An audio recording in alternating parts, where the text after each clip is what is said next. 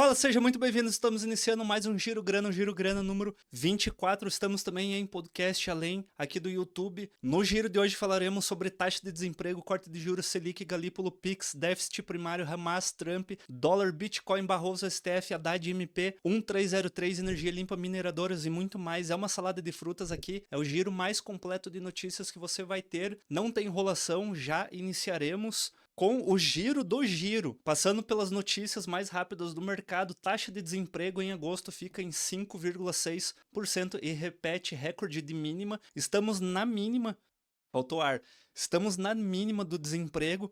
Já falei aqui no Giro Grana, essa mínima, ao meu ver, ela foi inflacionada porque nós temos um assistencialismo muito grande, Bolsa Família batendo recordes, os valores de plano de governo estão batendo as máximas também, então tem muita gente recebendo. Eu vejo uma mudança no mercado, tanto o jovem quanto aquela pessoa comum, classe média baixa, que antes sonhava em ser CLT, hoje ela tem o próprio negócio dela ali, ela consegue trabalhar num aplicativo, fazer bico, se virar. Ou seja, se não está procurando emprego, a taxa de desemprego vai seguir na mínima, deveria ser alterada essa classificação, mas enfim, é o que a gente tem, estamos batendo a mínima e devemos comemorar. Para o BC antecipar corte de juros, seria preciso $1 abaixo de R$ 5, segundo um gestor do Itaú. Nós não teremos isso para a taxa Selic cair a partir desse ano. O Galípolo, já falando sobre o Galípolo, ele vê o mercado de trabalho no melhor momento em 30 anos. E aí a gente precisa abrir alguns parênteses aqui, juntar as duas notícias. Não teremos corte de juros ainda esse ano porque a economia está aquecida. Elevamos a taxa de juros para frear a economia. Isso não está acontecendo, tanto que o Galípolo falou que o mercado de trabalho vive o melhor momento em 30 anos em termos de dados, em termos de números, mas em termos de produtividade a gente sabe que no Brasil é bastante ruim, apesar que tem empresas com alta produtividade, mas é muito difícil, o custo para você manter bons funcionários é muito alto, ou seja, esse mercado de trabalho no melhor momento é apenas uma questão de dados. Uma época muito diferente que vivemos há 30 anos atrás, não tinha aplicativos, então o desemprego sempre teve uma taxa alta e agora nós reduzimos. Não quer dizer que isso realmente é positivo para as pessoas, mas são dados que o mercado precisa analisar, né? O Banco Central precisa levar em consideração para mover a taxa de juros. E como estamos vivendo um bom momento, ainda não é momento de reduzir a Selic. Então, se você está na renda fixa, pode ter certeza que você vai continuar ganhando a sua graninha sem fazer nada. Pix terá botão de contestação a partir de 1º de outubro. Essa é uma demanda de muitas pessoas. Você consegue enviar o Pix e apertar um botão dizendo: ops, errei, né?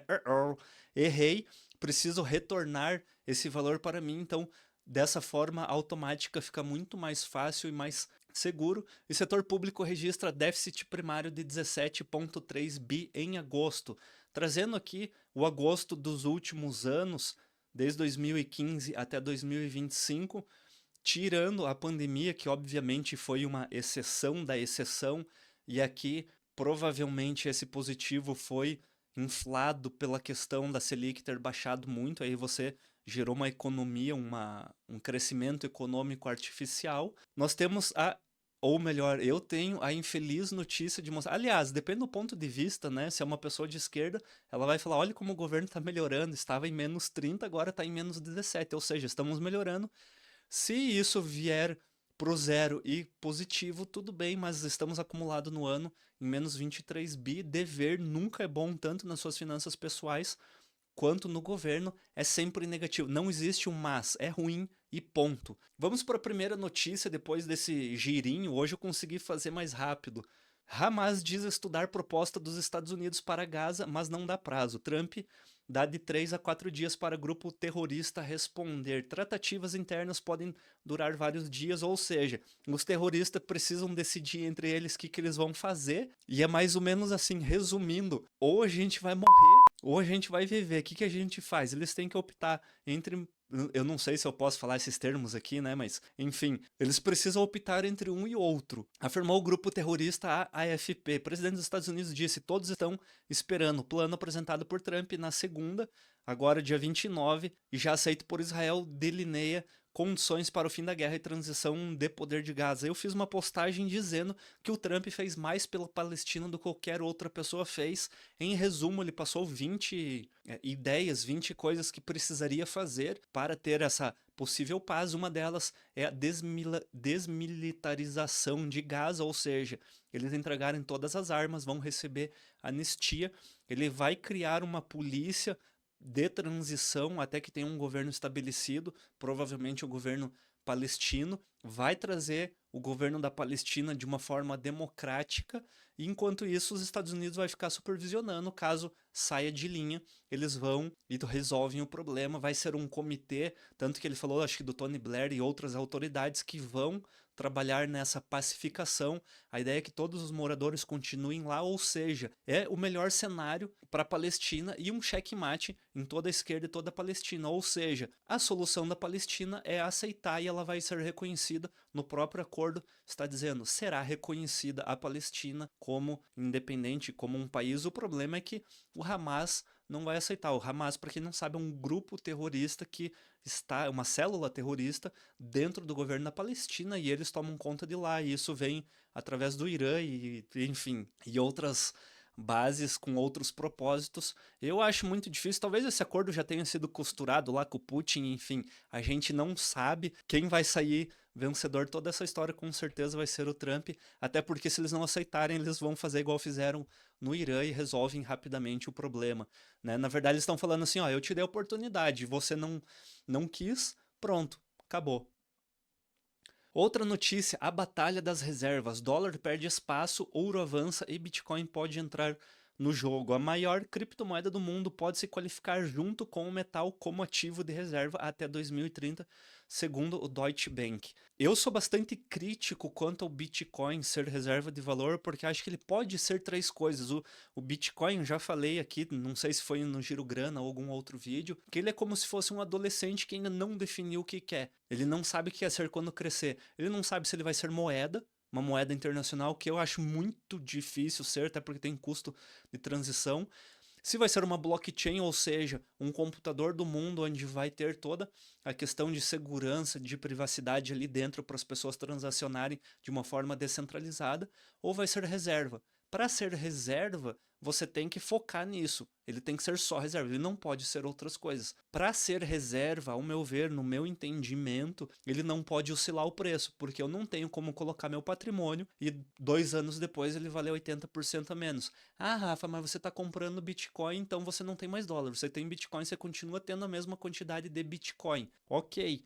Mas para as pessoas aceitarem como moeda de troca de reserva, qual que isso que acho que muita gente não entende. E aí quem vem falar o básico dos investimentos não entende o princípio básico. Quando eu falo sobre reserva de investimentos, reserva de valor, desculpa. O que eu tô falando? Eu pego o ouro, que é um ativo, eu ia pegar aqui, eu vou pegar minha aliança, ó. Aqui é uma aliança de ouro. Isso aqui é uma reserva de valor. Daqui 10 anos, isso aqui provavelmente vai valer mais do que vale hoje, porque ele é um ativo escasso. Da mesma forma que o Bitcoin é um ativo escasso. Eu não posso ter essa aliança custando hoje, não sei, ela é bastante fina, deve custar R$1.500, R$2.000 um par. Eu não posso daqui 2 meses isso aqui valer R$200. Se eu consigo trocar o meu ouro, isso que eu preciso que entenda. Se eu pego isso daqui, chego numa loja e falo, eu quero trocar porque eu estou reservando o meu valor com isso daqui.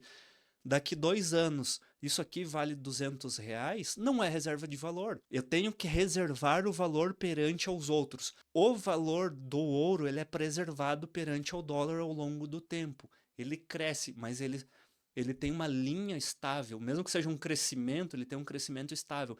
Ele não pode ir lá para cima e lá para baixo. É o princípio fundamental de uma reserva de valor. Pode ser, pode. Podemos encaminhar para algo completamente diferente nos próximos anos? Podemos. Hoje ele não é. Ele pode ser. E aí, a partir de 2030 pode ser, mas nós temos que ressignificar o próprio dinheiro para poder dar significado de reserva de valor para o Bitcoin. Outra notícia, Barroso diz que há outros espaços relevantes fora do STF, mas que avalia a saída. Após deixar a presidência do STF essa semana, ministro afirmou que avalia todas as possibilidades sobre antecipar ou não a aposentadoria. Gostaria de fazer um comentário sobre o Barroso, mas eu não posso, talvez Eu vou fazer. Já foi. Eu vou trazer uma notícia, uma informação aqui, até me perdi no que eu tava falando. Eu vou trazer uma.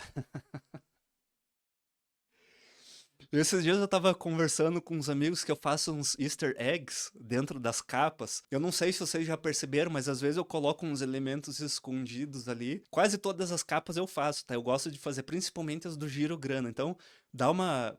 Perde uns 30 segundos de atenção na capa, que vale a pena. Eu trouxe essa notícia aqui porque esse gráfico, essa tabela, ela é bastante interessante. Eu já fiz um vídeo sobre as eleições falando. Se quiser, pesquisa ali, ministros, eleições, aqui no canal que você vai encontrar esse vídeo. O que que a gente tem hoje de ministros do STF? 4 ministros indicados por Lula, 3 ministros indicados pela Dilma, 2 por Bolsonaro, 1 por Temer e uma indicação do Fernando Henrique. Aqui, essa data é a data de aposentadoria deles. Então, até quando cada um vai ficar no governo. Moraes, por exemplo, vai ficar até 2043. O Zanin até 2050, acho que são os mais longos aqui, né? 247 e 247. Em laranja, eu coloquei no próximo mandato de presidente os que vão vencer. Então, é 2028 e 2029. E verde, os que vão vencer num possível segundo mandato, caso a gente tenha uma troca de presidente. Se continuar o Lula, obviamente, o Lula pegaria essas duas trocas e aí um outro presidente pegaria essas 3 trocas. Ou seja, se nós trocarmos de presidente na próxima eleição em 2026 e ele for reeleito, ele vai alterar 5 ministros do STF. Porém, se o Barroso se aposentar, nós temos um adiantamento. Então o Lula ele já vai indicar e o PT vai ficar aqui com 5 ministros. Ou seja, essa mudança pode ser, não estou querendo dizer nada, estou querendo pode dizer, que a gente está trabalhando com hipóteses e ideias. Pode ser algo estratégico, porque você adianta a aposentadoria, coloca um ministro a mais, você fica com maioria no STF, e aí depois, se entrar um novo presidente, você vai ter 2 trocas, você já conseguiu ali colocar um ministro a mais. Eu sou bastante contra, eu acho que não deveria ser presidente. Teve essa semana na posse do Fachin, uma cena abjeta, a meu ver, alguns ministros abraçando a Janja, abraçando o Lula, ou seja, num clima de completa intimidade, que você coloca em suspeição tudo o que está acontecendo, mas a gente não pode nem comentar sobre isso, então vamos seguir para a próxima notícia. IR de 17% para investir em tenda AMP 1303, que pode ser votada nesta semana. Parecer do relator mantém isenção de CRI e CRA e debêntures incentivadas, mas prevê imposto de renda de 7,5% para LCI, LCA e LG a partir de 2026. Eu acabei de gravar nesse momento um vídeo explicando sobre essa MP, sobre os novos impostos dos investimentos, então clica, provavelmente, não sei qual vídeo vai sair antes, talvez aí com uma diferença de 1-2 dias, mas você pode já ver a informação sobre o novo imposto de todos os tipos de ativo. Eu falei sobre cripto, falei sobre fundo imobiliário, ações, enfim, tudo que vai alterar. E infelizmente, né, vai ter alteração. O problema, eu sou favorável, até comentei isso no vídeo, de alíquota única. Eu acho que fica mais fácil que ficar falando, 20% é cripto, tantos por cento é não sei o quê, 22% é isso, 15% é aquilo.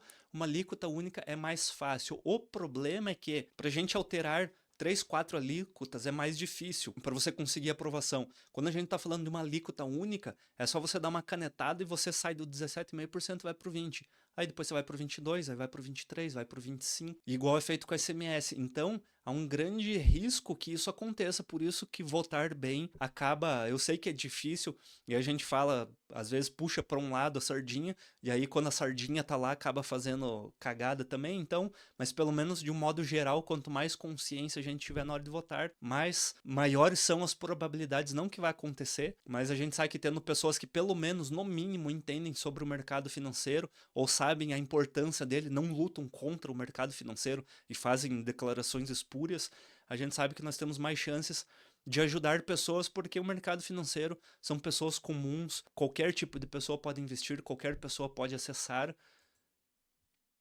e deveria ser facilitado esse acesso, não prejudicado. Outra notícia, excesso de energia limpa atrai mineradores de criptomoedas ao Brasil. Empresas de mineração de criptomoedas estão negociando ativamente contratos com geradoras de energia brasileiras, como a Renova Energia, para aproveitar o excedente de energia renovável do país sem sobrecarregar a rede elétrica nos períodos de pico.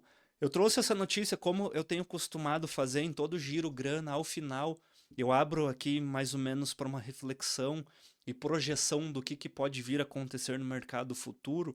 Eu vi uma postagem essa semana, até não sei onde foi, senão eu traria ela aqui. E a pessoa falava assim: cripto precisa de energia elétrica, inteligência artificial precisa de energia elétrica, não sei o que precisa de energia elétrica, carro a bateria precisa de energia elétrica. Ou seja, no futuro, e esse futuro está bastante próximo, nós vamos depender cada vez mais de energia elétrica. Por isso que já montar uma carteira, ou pelo menos pensar na energia elétrica, tudo que desencadeia a geração de energia, talvez pode nos trazer um ganho dentro dos nossos investimentos. Por mais que seja de uma forma muito pequena ainda, a mineração no Brasil aqui, as cargas de imposto ainda são muito altas, não compensa minerar no Brasil, mas nós temos o excedente que resolve dois problemas. Resolve o problema da mineração, que precisa de energia, e resolve o problema da geradora de energia, que acaba perdendo dinheiro, ou seja, ela joga fora esse excedente, talvez se casar uma coisa com a outra. Eu não tenho capacidade, eu não tenho consumo, empresas, indústria, pessoas para consumir essa energia, eu vendo para você um preço um pouco mais barato aqui, talvez compense em questão financeira, em questão de impostos, e para mineração também compensa. A gente sabe que está começando a surgir alguns parques de computação aqui dentro do país, de uma forma bastante ainda modesta, mas está começando a surgir, talvez lá para frente, se tiver políticas mais liberais, principalmente na questão do imposto, porque o que deixa caro as coisas no Brasil é o imposto. Tem uma pessoa que fala sobre carro, e aí eu assisti um podcast dele, ele falou que o carro no Brasil é o carro mais barato. Aí todo mundo deu risada, questionou ele falou: a produção de automóvel mais barata do mundo é no Brasil. O problema é que a carga tributária é alta e aí torna-se o preço muito caro. Então, enquanto nós tivermos impostos muito altos aqui no Brasil, dificilmente nós teremos competitividade. Porém, a tendência é que dentro da energia, seja no Brasil, seja fora, ela tem um crescimento muito grande.